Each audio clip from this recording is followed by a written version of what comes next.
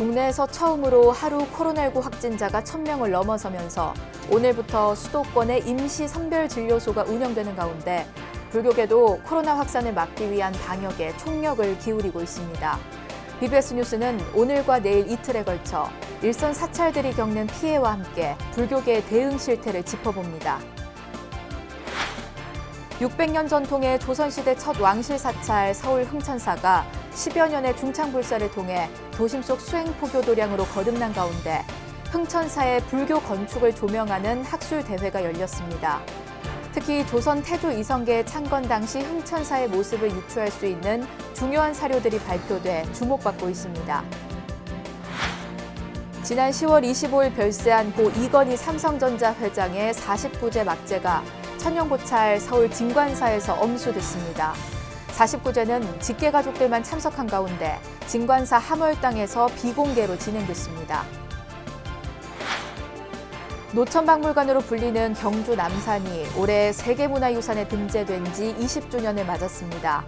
경주에선 그동안의 남산 발굴과 연구 성과를 되짚고 나아갈 방향을 모색하는 학술대회가 열렸습니다. BBS 불교방송의 대표 음악 프로그램인 주석스님의 마음대로 라디오가 특집 공개 방송을 열어 감동적인 음악으로 힐링과 치유의 시간을 마련했습니다. 주석스님은 지난 10여 년간 방송 진행자로서 BBS의 기여한 공로를 인정받아 감사패를 받았습니다.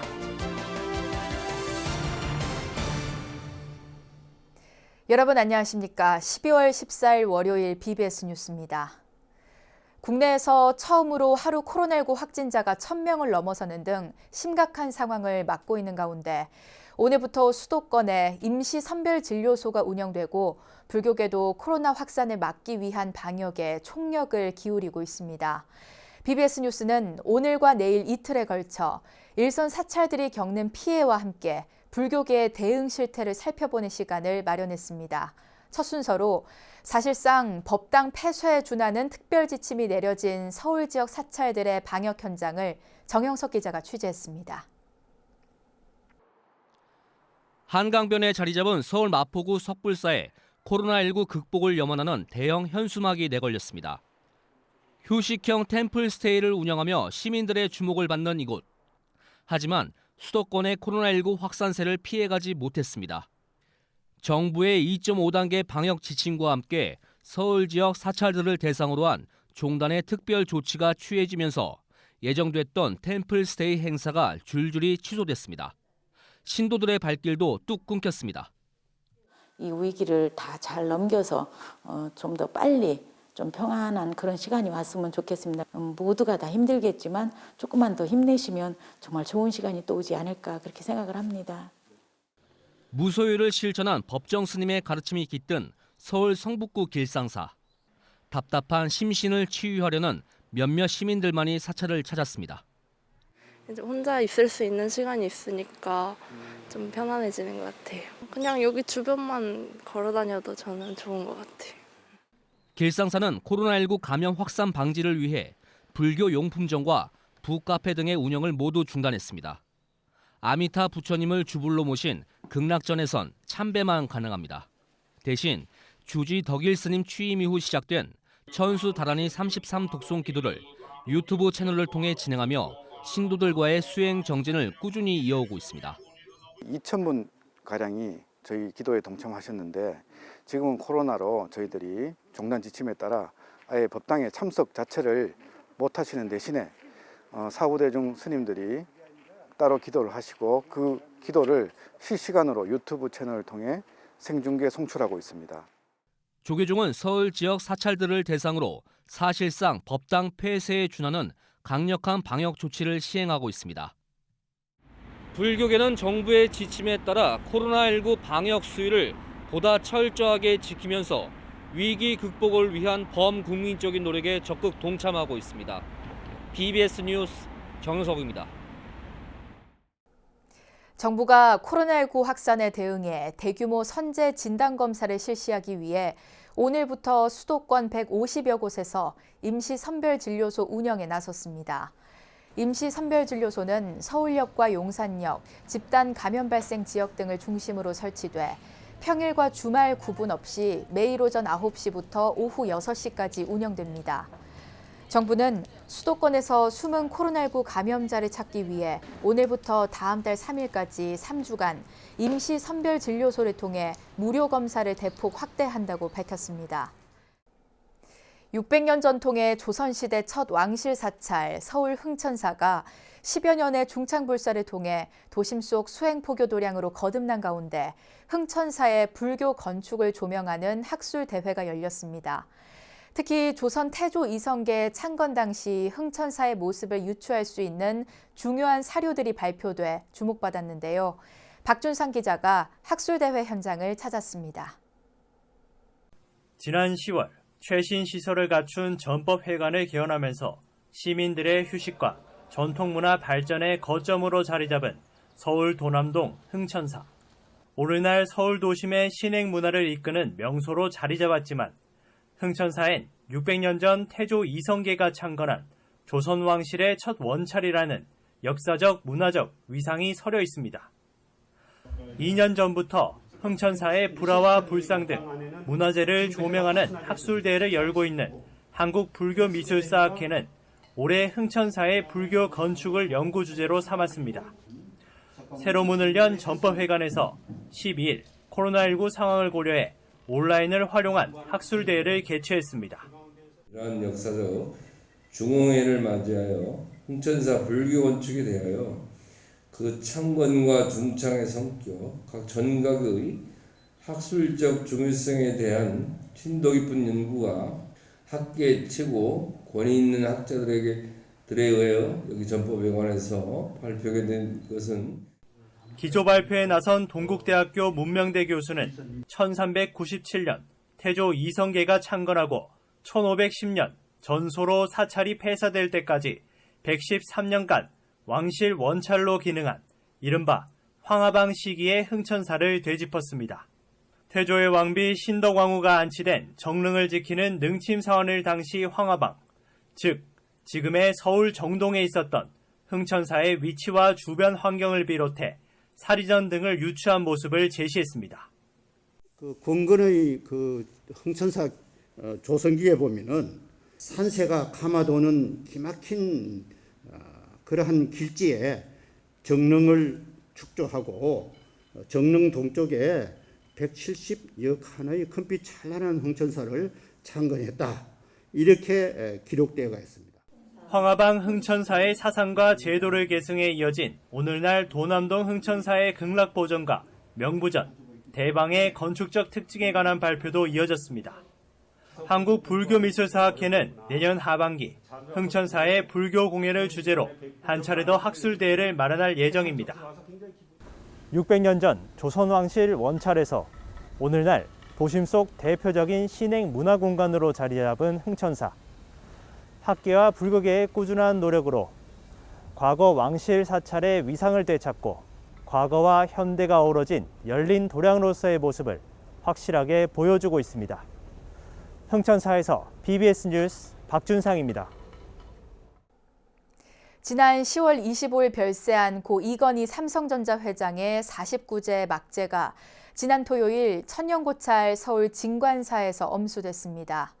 49제는 이건희 회장의 부인 홍나희 전 리움미술관장과 장남 이재용 삼성전자 부회장 등 직계 가족만 참석한 가운데 함월당에서 비공개로 진행됐습니다. 이번 49제를 끝으로 이 회장에 대한 장례 절차는 마무리됐습니다.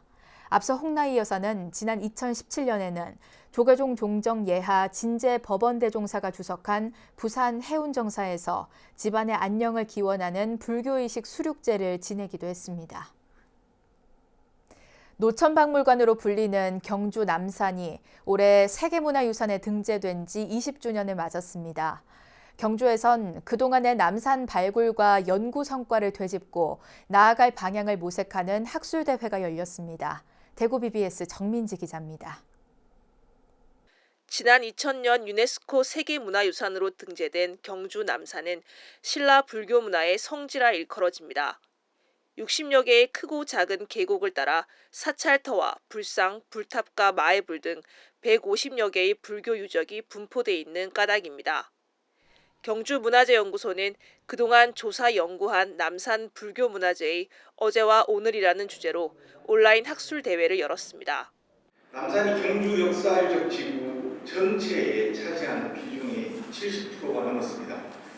세계유산 등재 보고서에 올라간 내용의 상당 부분이 사실 남산으로 채워져 있었습니다.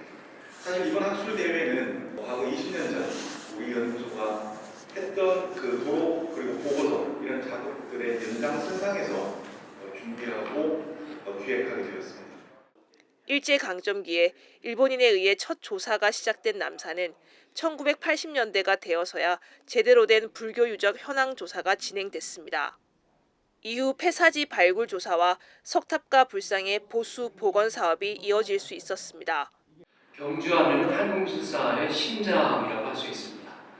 그리고 남산은 그 심장 중에서 심방이나 심실에 해당하는 없으면 안 될, 반드시 연구해야 될 그런 대상이 아닌가 생각을 합니다. 오늘 경주 남산의 불적 사업, 문화재, 일제시대부터 지금까지의 모든 연구를 종합해서 이번 학술 대회는 일제강점기 경주 남산의 초기 불적 조사를 고찰하고 제3공화국 당시 경주 고도 개발 사업의 의미, 남산 불적의 성격과 불상, 석경, 사리 장엄을 분석하는 등 7개 주제가 발표됐습니다. 특히 거의 알려진 바 없는 남산 석탑의 사리 장엄구와 관련해 새로운 자료와 분석 내용이 공개되기도 했습니다. 경주 남산에서 반출됐다고 하는 사리장치와 관련된 유물들을 새로 확인하게 된 신라의 회화 자료는 공식적으로는 한 점 정도가 알려져 있는데 이번에 한 2점 정도를 더 추가해서 신라 불교 회화 관련된 연구에도 도움이 되는 자료가 아닌가라는 생각이 듭니다. 불교 문화재의 보고 경주 남산은 일제강점기부터 최근까지 여러 차례 조사가 이뤄졌지만 여전히 비어있는 부분이 많아 더 체계적이고 활발한 연구가 필요해 보입니다. 경주에서 BBS 뉴스 정민지입니다. 국내 최대 규모로 최장기간 진행되는 대중법회로 꼽히는 영축총림 통도사의 화엄살림 법회가 내일부터 한 달간 봉행됩니다. 영축총림 통도사는 내일부터 내년 1월 12일까지 경내 설법전에서 코로나19 방역과 안전수칙을 지키는 가운데 화엄살림 대법회를 진행한다고 밝혔습니다. 올해는 코로나19 상황을 감안해 매일 오전에만 초청법사 스님이 법문을 설하고 설법전 아래 방사는 개방하지 않으며 매주 토요일 오후 1시에는 화엄경의 핵심을 담은 법성계 기도, 일요일에는 천도제가 각각 봉행될 예정입니다. 화엄살림법회 입제법문은 내일 오전 10시 불공에 이어 영축총림 통도사방장 성파스님이 설하며 통도사는 오는 30일까지 나와 통도사 화엄살림을 주제로 신행수기 공모전과 청소년 UCC 공모전도 진행합니다. BBS 불교방송은 내일 오전 11시부터 통도사 화엄살림법회 입제식을 전국의 라디오로 생중계 방송합니다. 최근 코로나19 여파로 문화생활을 즐기기가 여간 어렵지 않은데요. BBS 부산불교방송이 대표 음악 프로그램인 주석스님의 마음대로 라디오의 특집 공개 방송을 열어 감동적인 음악으로 힐링과 치유의 시간을 마련했습니다. 문화포교 전문가로 최근 첫 수필집도 펴낸 주석스님은 지난 10여 년간 방송 진행자로서 BBS에 기여한 공로를 인정받아 감사패를 받았습니다. 김호중 기자가 보도합니다. 1740년 이탈리아에서 제작된 명품 악기가 등장하고 찬물가는 성악가의 웅장한 목소리에 실려 공연장을 가득 메웁니다.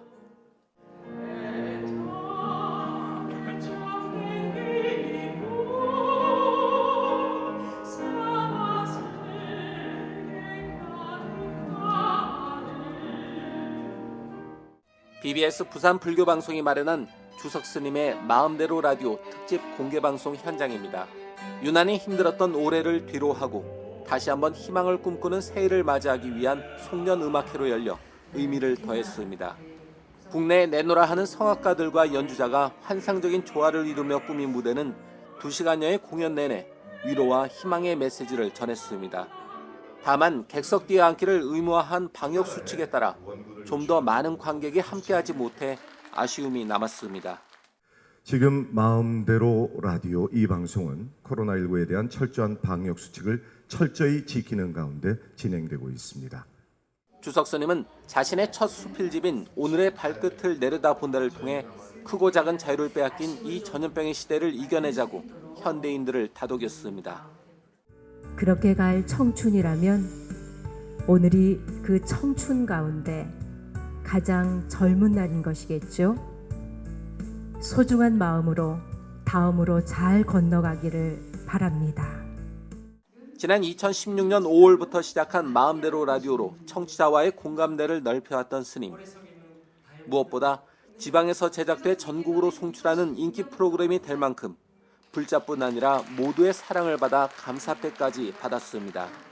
누구나 다 뭐 진행할 수 있다 이렇게 생각하면은 쉬울 수도 있는데 이게 쉽게 또 진행되는 것 같질 않아요. 제가 보니까 또 어려운 여건 가운데서도 최선을 다해서 노력하는 모습을 보니까 너무 또 감사한 마음도 들고. 유튜브로 생중계돼 큰 호응을 얻은 이번 음악회는 라디오로는 오는 25일, TV로는 30일과 31일, 새해 1월 1일에 여러분을 찾아갑니다. 사회적 거리를 두며 즐길 수 있는 문화예술 콘텐츠가 절실한 시기에 펼쳐진 이번 특집 공개방송은 코로나19로 지친 시민들에게 청량제 역할을 톡톡히 해냈습니다. BBS 뉴스 김호준입니다. 전국의 불자들이 온라인을 통해 코로나19 극복을 발언하는 마음을 담아 금강경을 함께 독송했습니다. 조계종 중앙신도회 부설 날마다 좋은 날이 주최한 온택트 신행문화축제 2020 서울 붓다 페스티벌 행복바람이 문화대축전이 펼쳐졌는데요. 코로나19 극복을 바라는 불자들의 마음을 하나로 모으고 새로운 신행문화의 모습을 보여준 현장을 전경윤 기자가 전합니다.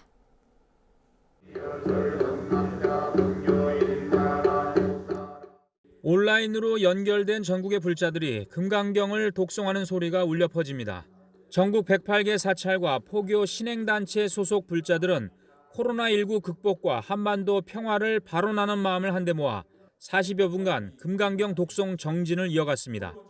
조계사 대웅전에서 펼쳐진 금강경 독송 현장과 불자들의 동참 모습은 화상으로 연결돼 한국불교 역사문화기념관 지하 공연장의 화면으로 선보였습니다. 조계종 중앙신도회 부설 사단법인 날마다 좋은 날이 비대면 온라인 신행문화축제 2020 서울 붓다 페스티벌 행복바람이 문화대축전을 개최했습니다.